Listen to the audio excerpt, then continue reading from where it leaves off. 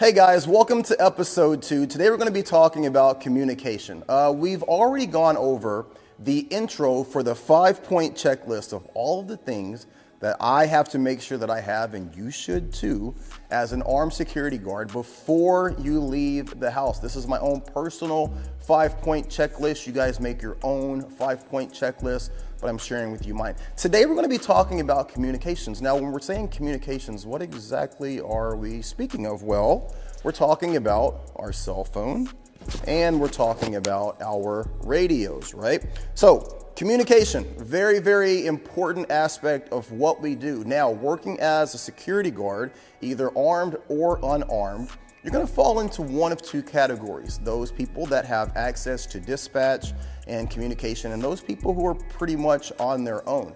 Now, I work in a downtown area of Portland, and working as a security officer, I'm pretty much by myself at every single post. We do have a dispatch, but that dispatch is located all the way in Texas, and I'm all the way over here in the beautiful Pacific Northwestern area of Portland. So you can see how that causes a problem. My number one means of communication with anyone within my company, within the organization that I work for, or any of my supervisors or coworkers, is going to be my cell phone. Now, let's talk about that for a second.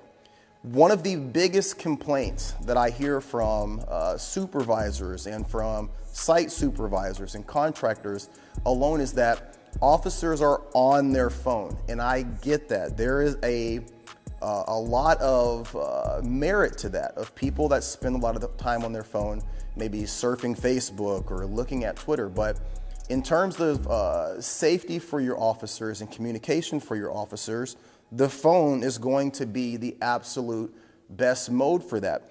Working for the company that I do, we utilize a few apps, Signal being one of them, and that gives us the opportunity to send encrypted messages, to share information on BOLOs, which is be on the lookout, and other information based around the facilities and some of the organizations that we service. Also, our clocking in, clocking out is also tracked on our phone. Our reports are written and submitted on our phones. Everything that we do in terms of communication all comes through the cell phone.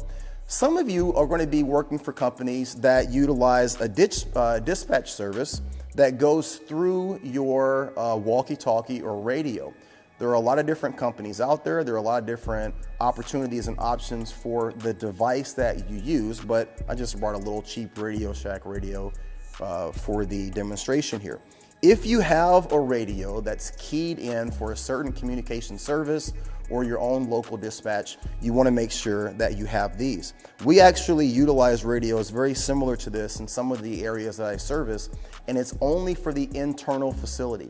You'll have access to the manager, you'll have access to some people that are in HR, or anyone else that might be able to assist you in your daily services. You want to make sure that before you leave home, your cell phone is properly charged. You want to make sure that your radio is properly charged if you have that radio option. But here's another thing that a lot of people don't think of. I highly suggest anyone that's working in the security field to get a separate cell phone. Now, this isn't a separate cell phone for your side chick. This is a separate cell phone for your job. You have to remember that anything and everything that you do that comes through your cell phone could potentially be sequestered or taken from you should you ever be involved in a situation at work. If you're involved in a shooting, if you're involved in some situation that leads to you being deposed by an attorney, everything that is on this phone is going to be accessed by that legal representation.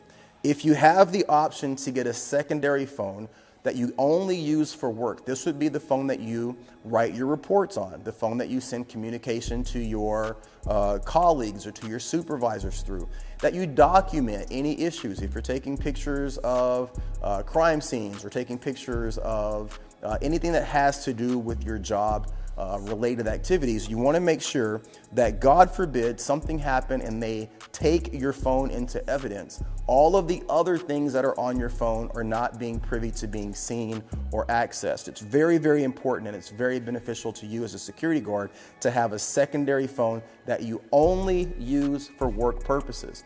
There are some great companies out there that actually provide phones like this for their officers. If you don't work for one of those companies, look into getting a secondary phone line and utilizing that for your daily activities.